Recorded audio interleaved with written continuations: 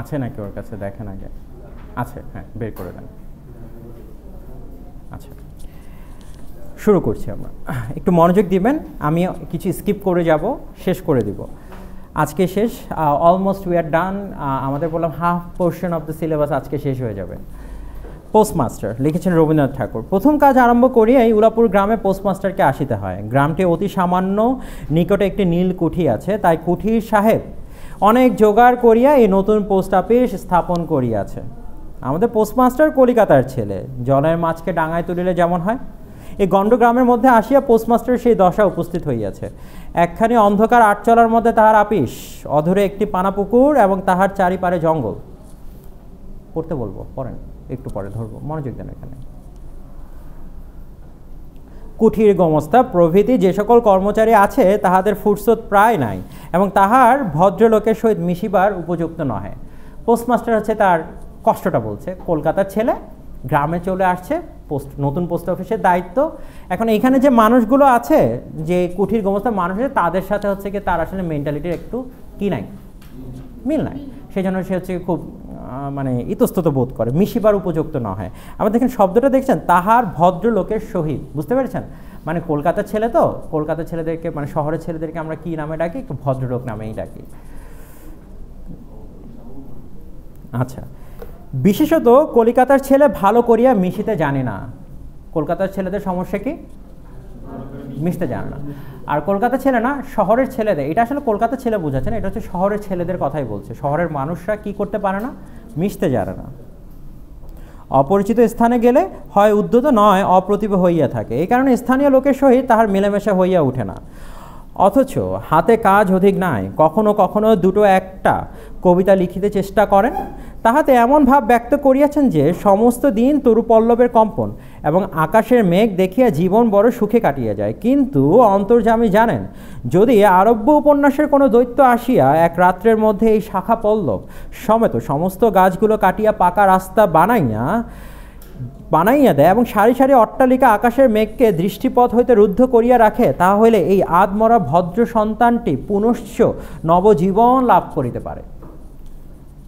খুব মজার একটা মেটাফর দিলেন। অর্থাৎ এক কথা যদি প্রকাশ করি, এই নবজীবনটিকে উজ্জীবিত করার জন্য দরকার হচ্ছে একটা কনক্রিট জঙ্গল দরকার। অর্থাৎ আপনি আর আমি দেখবেন কি, আপনাকে যদি আমি গ্রামে ছেড়ে দিই, আপনি বেশি 1 মাস 2 মাস আপনাকে টানবে কি জানেন? এই কনক্রিট জঙ্গল, 2 বিল্ডিংয়ের মাঝখানে একটু ফুটো, সেখানে আপনি দাঁড়িয়ে থাকতে খুব ভালো লাগে। শহরের মানুষ যে আমরা, আমাদের কাছে দেখেন দুটো জিনিসই খুব অদ্ভুত। যেখানে হচ্ছে ওপেননেস, সেখানকার মানুষগুলো হচ্ছে গিয়ে মুক্ত বাতাসে ঘুরে বেড়াতে পছন্দ করে। আর যেখানে দেখবেন আপনার কনক্রিট জঙ্গল, সে হচ্ছে গিয়ে কনক্রিট জঙ্গলটাই পছন্দ করে। আপনি দেখবেন যে আপনার কাছে চিলেকোঠাটাই খুব প্রিয়। আপনার কাছে গ্রামের সে ঘরটা, সেটা 1 মাস 2 মাস, এরপর আর ভালো লাগছে না, কারণ আপনি তো সারা জীবন এখানে অভ্যস্ত। আপনি গ্রামে হচ্ছে গিয়ে খোলা আকাশের নিচে আপনি বসে এক কাপ চা পান করতে পারেন, সেটা আপনার 1 দিন 2 দিন 3 দিন প্রিয়। কিন্তু আপনাকে সে টঙের যে দোকান আছে শহরের, যেখানে একটু রংধনু লাইট টাইট জ্বলে, অথবা হচ্ছে গিয়ে একটু অন্য কোনো পানীয় পাওয়া যায়, দেখবেন সেটাও আপনাকে টানে। আপনি দেখবেন যে আপনি একটু ভিন্ন রঙের মানুষ, আপনাকে সে বদ্ধ ঘর খুব টানে, আপনাকে হচ্ছে মুক্ত হাওয়া কখনো টানে না। তো এই ভদ্রলোকের, অর্থাৎ শহরের মানুষের একটা, আপনারা নিজেদেরকে কল্পনা করেন না, আমরা শহরের মানুষের একটা সীমাবদ্ধতা আছে। কি আছে? সীমাবদ্ধতা আছে। সীমাবদ্ধতা হচ্ছে ঠিক এইটা। আপনি যেই পাখি হচ্ছে গিয়ে আকাশে উড়ে বেড়ায়, সে পাখি বললাম হচ্ছে গিয়ে সারা জীবন হচ্ছে গিয়ে, সে বললাম ঘরে থাকার জন্য প্রস্তুত না, সে সারা জীবন উড়ে বেড়াবে। আর যে পাখি হচ্ছে সারা জীবন, আপনি দেখবেন যে শহরের মানুষের ভিতরে এক জিনিস, একটা ব্যাপার স্যাপার আছে, তারা খুব হোমসিক হয়। তারা হচ্ছে ঘর থেকে, আপনি দেখবেন যে আপনার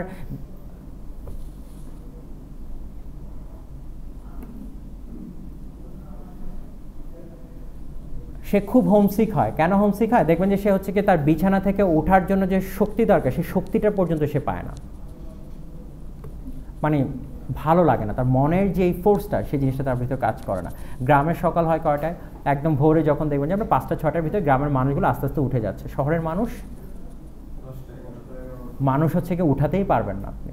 চাকরি চলে গেলে যাক, আজ ঘুমিয়ে জীবন পার করে দেব। আচ্ছা চলেন, পোস্টমাস্টারের বেতন অতি সামান্য, নিজের রাধিয়া খাইতে হয় এবং গ্রামের একটি পিতৃমাতৃহীন অনাথা বালিকা তাহার কাজকর্ম করিয়া দেয়, চারিটি চারিটি খাইতে পায়। মেয়েটির নাম রতন, বয়স কত? 12-13। বিবাহের বিশেষ সম্ভাবনা দেখা যায় না। এখানে একটা কোয়েশ্চেন মার্ক আপনি করতেই পারেন। 12-13 বছর বয়স, কিন্তু বিবাহের বেশি সম্ভাবনা দেখা যায় না। তার মানে আমরা বুঝতে পারছি যে 12-13 বছর বয়সেই তখনকার সময় থেকে কী করা হতো? বিয়ে শাদী দিয়ে দেওয়া হতো। বুঝে গেছে? সো মানে দিস ইজ দ্য সার্টেন, মানে তখনকার সমাজের কথা বলা হচ্ছে। হ্যাঁ, সন্ধ্যার সময় যখন গ্রামের গোয়ালঘর হইতে ধূম কুণ্ডালায়িত হইয়া উঠিত, ঝোপে ঝোপে ঝিল্লি রাখিত, দূরে গ্রামের নেশাখোর বাউলের দল খোল করতাল বাজায় উচ্চস্বরে গান জুড়িয়া দিত। যখন অন্ধকার দাওয়ায় একলা বসিয়া গাছের কম্পন দেখিলে কবি হৃদয় ঈষৎ হৃদকম্প উপস্থিত হইয়া তখন ঘরের কোণে একটি ক্ষীণ শিখা প্রদীপ জ্বালিয়া পোস্টমাস্টার ডাকিতেন, রতন। কাকে ডাকিতেন? রতন। রতন দ্বারে বসিয়া এই ডাকের জন্য অপেক্ষা করিয়া থাকিত, কিন্তু এক ডাকে ঘরে আসিত না। রতন আবার যেহেতু অনাথ বালিকা, কখনো মানুষের সাথে মিশে নেই, প্রথম হচ্ছে পোস্টমাস্টার একজন মানুষ আসছে তার কাছে, একটু যখন যে আশ্রয়ের জায়গাটা পেয়েছে, তো পোস্টমাস্টার যখন ডাকতো তাকে রতন, রতন আবার এক ডাকে সাড়া দেয় না, কিন্তু রতন দরজার সামনেই আছে। কি চাইতো সে? রতন দ্বারে বসে এক ডাকের জন্য অপেক্ষা করিয়া থাকিত, কিন্তু এক ডাকে ঘরে আসিত না। বলিত, কি গো বাবু, কেন ডাকছো? পোস্টমাস্টার, তুই কি করছিস? রতন, এখনই চুলো ধরাতে যেতে হবে। পোস্টমাস্টার, তোর হেসেলের কাজ পরে হবে, এখন একবার তামাকটা সেজে দে তো। অনতি বিলম্বে দুটি গাল ফুলে কলিকায় ফু দিতে দিতে রতনের প্রবেশ। হাত হইতে কলিকাটা লইয়া পোস্টমাস্টার ফস করে জিজ্ঞাসা করেন, আচ্ছা রতন, তোর মাকে মনে পড়ে? সে অনেক কথা, কতক মনে পড়ে, কতক মনে পড়ে না। মায়ের চেয়ে বাপ তাহাকে বেশি ভালোবাসিত, বাপকে অল্প স্বল্প মনে আছে। পরিশ্রম করিয়া বাপ সন্ধ্যাবেলা ঘরে ফিরিয়া আসিত, তাহারই মধ্যে দৈবাত দুটি একটি সন্ধ্যা তাহার মনে পরিষ্কার ছবির মতো অঙ্কিত আছে।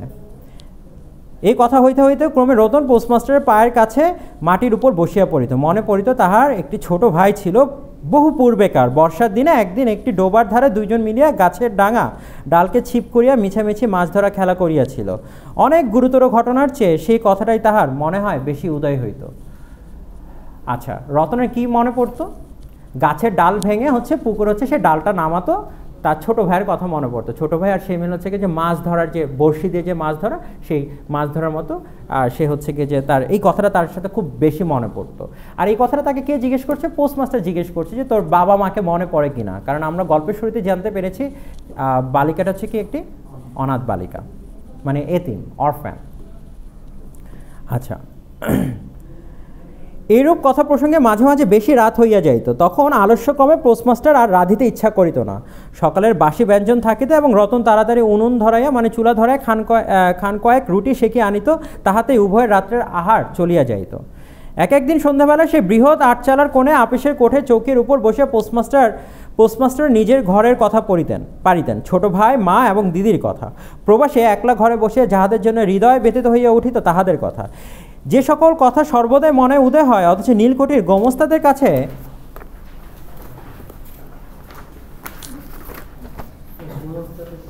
মানে হচ্ছে কি নীলকুঠির গোমস্তা মানে হচ্ছে যারা হচ্ছে কি যে আপনার কাজ করে, জিনিসপত্র আনা নেওয়া করে, অর্থাৎ কাইন্ড অফ লাইক দিনমজুর টাইপের, কোনো মতেই উত্থাপন করা যায় না। সেই কথা একটি অশিক্ষিতা ক্ষুদ্র বালিকাকে বলিয়া যাইতেন, কিছু মাত্র অসঙ্গত মনে হইত না। অবশেষে এমন হইল, বালিকা কথোপকথনকালে তাহার ঘরের লোকদিকে মা, দিদি, দাদা বলিয়া চিরপরিচিতের ন্যায় উল্লেখ করিত। পোস্টমাস্টার তার পরিবারের গল্প কার সাথে করতেন? রতনের সাথে করতেন। এবং রতন হচ্ছে তার গল্প শুনিয়ে এতটা মিশে গিয়েছেন যে রতনও তাদেরকে দাদা বলিয়া ডাকিত, মা বলিয়া ডাকিত, দিদি বলে ডাকিত।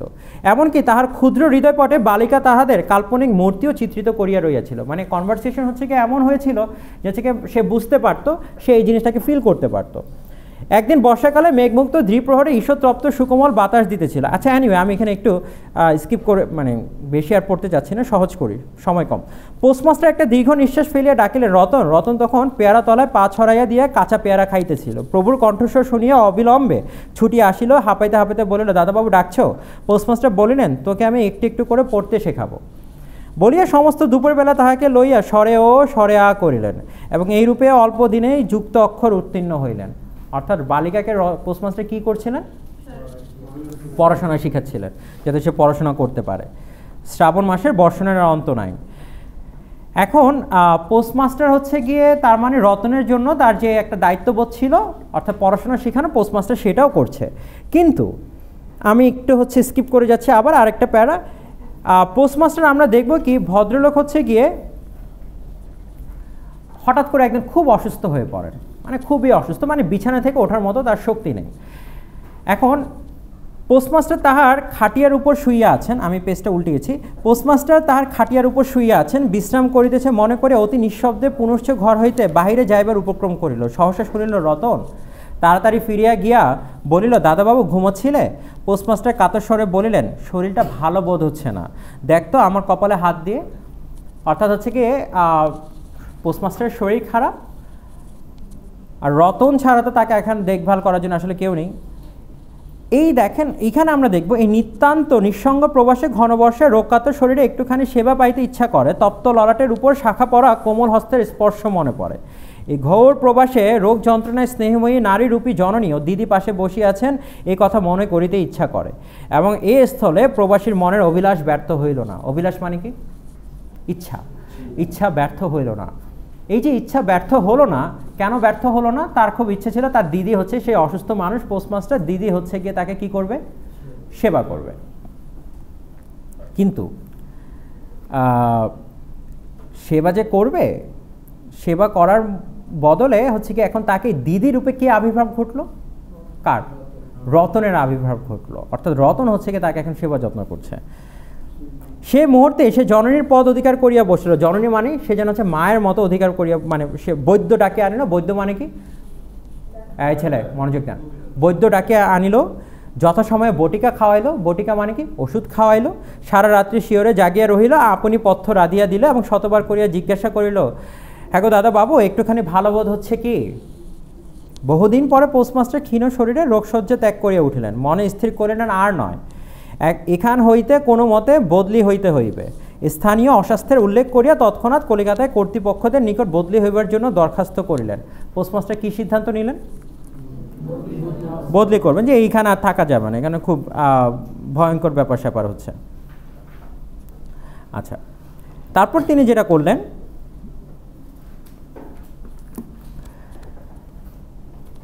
সে প্রথমে ঘর থেকে উঠিয়া, মানে রোগ থেকে উঠিয়া সে প্রথম যে কাজটা করলেন সেটা হচ্ছে গিয়ে অ্যাপ্লিকেশন লিখে ফেললেন, দরখাস্ত লিখে ফেললেন। কি লিখলেন? দরখাস্ত। দরখাস্ত লেখার পরে সে হচ্ছে গিয়ে শহরে পাঠিয়েছে, কিন্তু দরখাস্ত হচ্ছে নামঞ্জুর হইয়াছে। কি হয়েছে?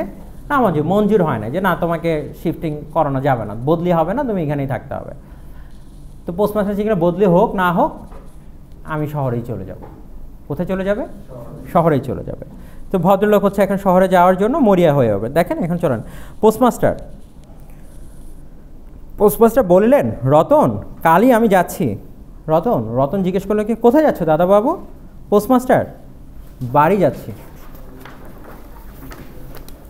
রতন আবার কবে আসবে? পোস্টমাস্টার কি বলল? আর আসবো না। রতন আর কোনো কথা জিজ্ঞাসা করিল না। পোস্টমাস্টার আপনি তাহাকে বলিলেন, তিনি বদলির জন্য দরখাস্ত করিয়াছিলেন, দরখাস্ত কি হইয়াছে? না মঞ্জুর হইয়াছে, তাই তিনি কাজে জবাব দিয়া বাড়ি যাইতেছেন। অনেকক্ষণ আর কেহ কোনো কথাও কহিল না। মিটমিট করিয়া প্রদীপ জ্বলিতে লাগিল এবং এক স্থানে ঘরে জীর্ণ চাল ভেদ করিয়া একটি মাটির সরার উপর টপটপ করিয়া বৃষ্টির জল পড়িতে লাগিল। এখন আমি আর আপনি ভাবছি যে হয়তো এবার চালের ফুটো দিয়ে হচ্ছে গিয়ে কী পড়ছে? বৃষ্টির জল পড়ছে। এটা এখানে মেটাফরিক্যালি বোঝাচ্ছে, অর্থাৎ হৃদয় ফুটিয়া, অর্থাৎ তার চোখ দিয়ে অশ্রু পড়ছে। অর্থাৎ রতন হচ্ছে কি এখানে, সে তো এতিম বাচ্চা, সে এখানে আরেকটু বেশি হচ্ছে কি এতিম অনুভূতিটা সে প্রকাশ করছে। অর্থাৎ রতনের হচ্ছে এখানে একটা কষ্টের জায়গা, কারণ তার পিতামহ একজন, অর্থাৎ তার সাথে অ্যাটলিস্ট কথা বলার জন্য যে মানুষটা ছিল, সেই মানুষটা হচ্ছে এখন চলে যাবে। কিছুক্ষণ পরে রতন আস্তে আস্তে উঠিয়া রান্নাঘরে কি করিতে লাগিল? রুটি গাড়িতে লাগিল। অন্য দিনের মতো তেমন চটপট হইল না। বোধ করি মধ্যে মধ্যে মাথা অনেক ভাবনা উদয় হইয়াছিল। পোস্টমাস্টারে আহার সমাপ্ত হইলে যার পর বালিকা তাহাকে জিজ্ঞাসা করলো, দাদাবাবু আমাকে তোমাদের বাড়ি নিয়ে যাবে? কে জিজ্ঞেস করলো? কি জিজ্ঞেস করলো? বাড়ি নিয়ে যাবে কেন? পোস্টমাস্টার কি উত্তর দিল? হাসিয়া কহিলেন, সে কি করে হবে? এটা কি সম্ভব নাকি? আসলেই তো সম্ভব নাকি? ব্যাপারটা যে কি কি কারণে অসম্ভব তাহা বালিকাকে বোঝানো আবশ্যক বোধ করিলেন না। সমস্ত রাত্রি স্বপ্নে এবং জাগরণে বালিকার কোণে পোস্টমাস্টারের হাস্যধ্বনির কণ্ঠস্বর বাজিতে লাগিল। সে কি করে হবে? ফারদিন মনোযোগ দেন।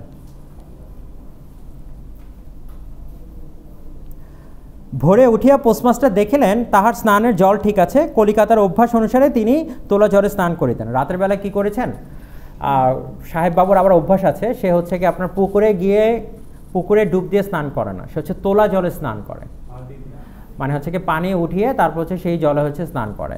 এখন যেহেতু সেই তোলা জলে স্নান করে, রতন কি করেছেন, রতন আবার হচ্ছে রাতের অন্ধকারে গিয়ে সকালে যেহেতু তিনি স্নান করে বের হবেন, রাতের বেলায় তিনি হচ্ছে কি করেছেন, এই পানি আবার রেডি করে রেখেছেন। কে? রতন নিজেই রেডি করে রেখেছেন, প্রস্তুত করে রেখেছেন। ভোরে উঠে পোস্টমাস্টার দেখিলেন তাহার স্নানের জল ঠিক আছে। কলিকাতার অভ্যাস অনুসারে তিনি তোলা জলে স্নান করিতেন। কখন তিনি যাত্রা করিবেন সে কথা বালিকা কি কারণে জিজ্ঞাসা করিতে পারে নাই। পাছে প্রাতকালে আবশ্যক হয়, এই জন্য রতন তত রাত্রে নদী হইতে তাহার স্নানের জল তুলিয়া আনিয়াছিল। বলছে যে পোস্টমাস্টারকে জিজ্ঞেস করার সাহস হয় না যে সে কখন বের হবে, সে যেহেতু একটু কষ্ট পাচ্ছে সেই জন্য সে রাতের বেলায় তার জন্য জলটাকে প্রস্তুত করে রেখেছে। প্রভু কহিলেন, রতন, আমার জায়গায় যে লোকটি আসবেন তাকে বলে দিয়ে যাব, তিনি তোকে আমারই মতন যত্ন করবেন। আমি যাচ্ছি বলে তোকে কিছু ভাবতে হবে না। এই কথাগুলি যে অত্যন্ত স্নেহগর্ভ এবং দয়াদ্র হৃদয় হয়তো উত্থিত সে বিষয়ে কোনো সন্দেহ নাই, কিন্তু নারী হৃদয় কি বুঝিবে? রতন অনেকদিন প্রভুর অনেক তিরস্কার নীরবে সহ্য করিয়াছে, কিন্তু এই নরম কথা সহিতে পারিল না। একেবারে উচ্ছ্বসিত হৃদয়ে কাঁদিয়া উঠিয়া কহিল, না না, তোমার কাউকে কিছু বলতে হবে না, আমি থাকতে চাই না। পোস্টমাস্টার রতনের এরূপ ব্যবহার কখনো দেখেন নাই, তাই অবাক হইয়া রহিলেন। নতুন পোস্টমাস্টার আসিল, তাহাকে সমস্ত চার্জ বুঝাইয়া দিয়া পুরাতন পোস্টমাস্টার গমন মুখ হইলেন। যাইবার সময় রতনকে ডাকিয়া বলিলেন, রতন, তোকে আমি কখনো কিছু দিতে পারিনি, আজ যাবার সময় তোকে কিছু দিয়ে গেলাম, এতে তোর দিন কয়েক চলবে। কিছু পথ খরচ বাদে তাহার বেতনে যত টাকা পাইয়াছিলেন পকেট হইতে বাহির করিলেন। তখন রতন ধুলোয় পড়িয়া তাহার পা জড়াইয়া ধরিয়া কহিল, দাদাবাবু, তোমার দুটি পায়ে পড়ি, আমাকে কিছু দিতে হবে না, তোমার দুটি পায়ে পড়ে, আমার জন্য কাউকে কিছু ভাবতে হবে না, বলিয়া এক দৌড়ে সেখান হইতে পলাইয়া গেল। আর পোস্টমাস্টার কী ভাবছিলেন, তার বেতন থেকে সামান্য কিছু টাকা শুধু রেখে বাকি টাকা কাকে দিয়ে দিচ্ছিলেন? রতনকে। কিন্তু রতন হচ্ছে কোনোভাবেই সে টাকা নিতে রাজি না। রতন হচ্ছে তার পা ধরে বলছে, দাদাবাবু, তোমার পায়ে পড়ি, আমাকে কোনো ধরনের টাকা পয়সা দিতে হবে না। অর্থাৎ এইখানে আমরা হচ্ছে গিয়ে খুব ব্যাপারটা এইখানে হচ্ছে খুব একটা, এখানে আবার একটা ব্যাপার আছে। দেখেন, আমরা সবসময় ভাবে কি মানুষ সব কিছু যে টাকার জন্য করে, ব্যাপারটা বললাম আসলে এরকম না। রতন যে তাকে সেবা যতটা করছে, রতন বললাম বিনিময়ে টাকা পয়সার ব্যাপারটা তার কাছে একদম তুচ্ছ ব্যাপার। মানে এখান থেকে রতন পোস্টমাস্টার থেকে উদার হচ্ছে এই ক্ষেত্রে কে? রতন হচ্ছে আরো বেশি উদার। রতন বললাম তার থেকে কোনোভাবে টাকা পয়সা নিতে চাচ্ছে না, কিন্তু পোস্টমাস্টার বললাম ভাবছে কি, রতন যে এখানে কাজ করে, কাজের বিনিময়ে হচ্ছে সে তো টাকা দাবি করতেই পারে, কিন্তু রতন ভাবছে কি, সে হচ্ছে কাজের বিনিময়ে কোনো টাকা সে দাবি করছে না, কাজের বিনিময়ে সে যে হচ্ছে পিতৃ স্নেহ পাচ্ছে, সেটাই হচ্ছে তার কাছে ভালো লাগছে। বুঝতে পেরেছেন? ভূতপূর্ব পোস্টমাস্টার নিঃশ্বাস ফেলে হাতে কার্পেটের ব্যাগ ঝুলাইয়া, কাঁধে ছাতা লইয়া, মুঠোয়ের মাথায় নীল ও শ্বেত রেখায় চিত্রিত টিনের পেটটা তুলিয়া ধীরে ধীরে নৌকা বিমুখে চলিলেন। অর্থাৎ থেকে তার মুখ নীল হয়ে গিয়েছে, আর কপালে হচ্ছে গিয়ে চিন্তার ভাঁজ পড়ে গেল, এবং সে ধীরে ধীরে হচ্ছে কোথায় চলছেন? বের হয়েছেন। যখন নৌকায় উঠিলেন, নৌকা ছাড়িয়ে দিল, বর্ষা বিস্ফোরিত নদী ধরনের উচ্ছ্বলিত অশ্রু রাশির মতো চারিদিকে ছলছল করিতে লাগিল। তখন হৃদয়ের মধ্যে অত্যন্ত একটি বেদনা অনুভব করিতে লাগিলেন। কার জন্য? একটি সামান্য গ্রাম্য বালিকার করুণ মুখচ্ছবি যেন এক বিশ্বব্যাপী বৃহৎ অব্যক্ত মর্ম ব্যথা প্রকাশ করিতে লাগিল। অর্থাৎ এখন হচ্ছে গিয়ে ভদ্রলোকের হচ্ছে গিয়ে এখন ঘুম ভেঙে গেছে। এতক্ষণ ধরে জিনিসটা সে এটা ফিল করতে পারে না। এখন তিনি বলছেন কি, ধরেন এই পুরো পৃথিবীতে, এটা যদি পুরোটা আমার পৃথিবী হয়, আর আমি আর আপনি যদি পৃথিবীর এলিমেন্টস হই, আমার আর আপনার অবস্থানটা কতটুক? এরকম একটা ছোট ডটের মতো। আই ডোন্ট নো যে এই ডটটা দেখতে পাচ্ছেন, ওয়েদার আমরা জানিও না যে আসলে এক্সিস্ট করে কিনা এই ডট। মানে এই পুরো বিশ্ব ব্রহ্মাণ্ডে আপনার এই পৃথিবীটাতে আপনি আর আমি যে একটা পার্টিকেল, একটা এলিমেন্ট, সেটা আমার আপনার জায়গাটা আসলে কোথায় হবে সেটাই হচ্ছে দেখার বিষয়। এখন পুরো বিশ্ব এখন রতন আমি যদি ধরি এটা হচ্ছে রতন, রতন এখন এই ভদ্রলোক যখন যাচ্ছিলেন, যখন নৌকায় উঠলেন, বর্ষা বিস্ফোরিত, বৃষ্টি হচ্ছে, নৌকাও চলছে, এখন তিনি দেখতে পাচ্ছেন যে পুরো পৃথিবী জুড়েই রতন। বুঝতে পেরেছেন?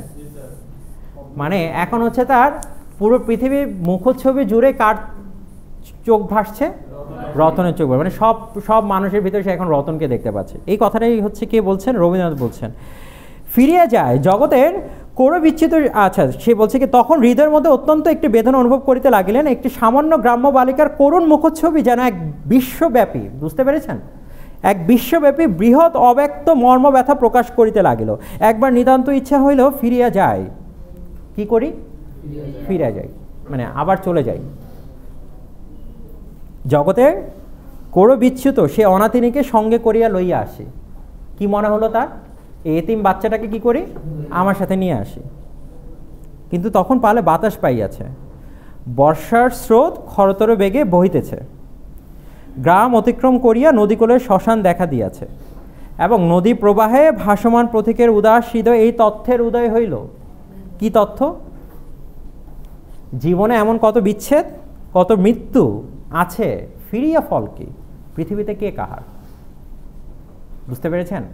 অর্থাৎ আপনি যখন আমরা যখন এই জীবন অতিবাহিত করছি, আমরা মনে হয় না যে পিছনে টান যদি যেতে পারি খুব ভালো হয়, কিন্তু রবীন্দ্রনাথ আপনাকে বলছে যে জীবনে বাঁচতে গেলে আপনাকে এরকম কত মৃত্যু দেখতে হবে, কত বিচ্ছেদ দেখতে হবে, ফিরে গিয়ে ফল কি? আপনি ফিরে গেলে কি হবে? কিছু চেঞ্জ হবে না তো। তখন সে বলছে কি, পৃথিবীতে কে কাহার? এই পৃথিবীতে কেউ কারো না। এটা হচ্ছে কার দর্শন?